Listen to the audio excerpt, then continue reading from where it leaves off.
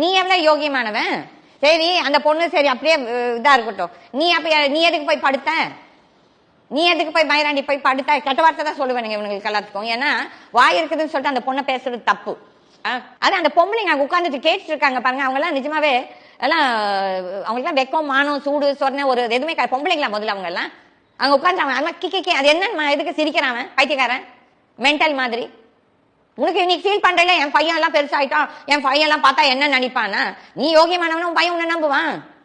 நீ இப்போ உன் குழந்தை பத்தி அவ்வளவு கவலைப்படுறப்ப அந்த விஜயலட்சுமியோட அம்மா அப்பா எவ்வளவு ஃபீல் பண்ணிட்டு இருந்திருப்பாங்க அந்த குழந்தை பத்தி. அப்ப எதுக்கு அந்த பொண்ணை கொச்சப்படுத்துற? உனக்கு திமிர் ஆனவன் தானே.